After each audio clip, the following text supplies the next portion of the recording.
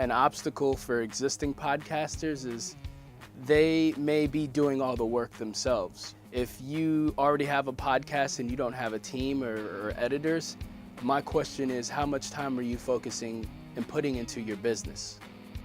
Improving the overall production really helps the client because they're presenting a really professional product to their listeners. So their listeners are going to think, wow, this is great, and they're going to want to keep listening to it. They're not going to take it and be like, oh, this is just some Joe Schmo in his bedroom recording something. They're going to think, wow, this guy really, maybe he's going to a studio, or maybe he has some nice stuff. He really takes this seriously. So this is like something he wants to do. Therefore, I'm more interested to listen to it.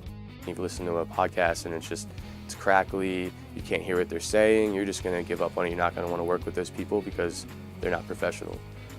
Whenever somebody hires Pod Parrot to consult with them to handle the post-production process for their podcast, the first thing that we're going to do is do a podcast strategy mapping session.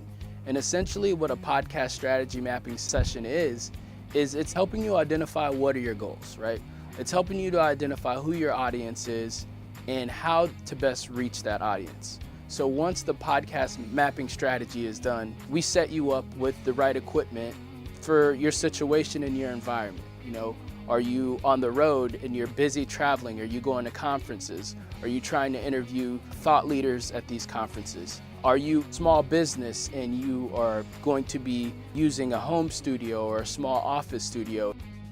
Once the equipment is set up and you've recorded your first 3 episodes, then we pass that off to our post-production team in the studio, and they do all of the editing, all of the birdie work. Once that's done, then we take you on to the marketing process, and that's the syndication, getting your content out there to the masses and to the audience that really wants to get that value that you're trying to put out there.